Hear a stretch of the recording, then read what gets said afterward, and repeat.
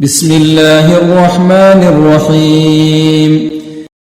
إذ يوحي ربك إلى الملائكة أني معكم فثبتوا الذين آمنوا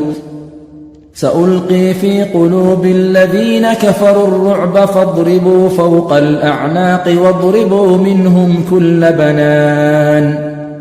ذلك بأنهم شاقوا الله ورسوله ومن يشاقق الله ورسوله فإن الله شديد العقاب ذلكم فذوقوه وأن للكافرين عذاب النار يا أيها الذين آمنوا إذا لقيتم الذين كفروا زحفا فلا تولوهم الأدبار ومن يولهم يومئذ دبره إلا متحرفا لقتال أو متحيزا إلى فئة فقد باء بغضب من الله ومأواه جهنم وبئس المصير فلم تقتلوهم ولكن الله قتلهم وما رميت إذ رميت ولكن الله رمى وليبلي المؤمنين منه بلاء حسنا إن الله سميع عليم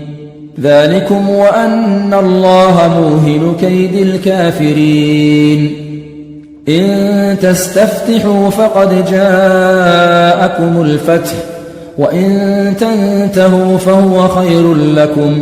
وإن تعودوا نعد ولن تغني عنكم فئتكم شيئا ولو كثرت وأن الله مع المؤمنين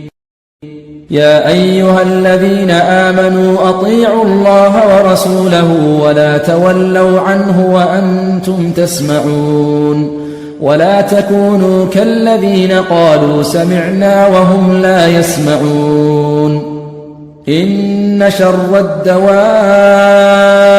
عند الله الصم البكم الذين لا يعقلون ولو علم الله فيهم خيرا لأسمعهم ولو أسمعهم لتولوا وهم معرضون يا أيها الذين آمنوا استجيبوا لله وللرسول إذا دعاكم لما يحييكم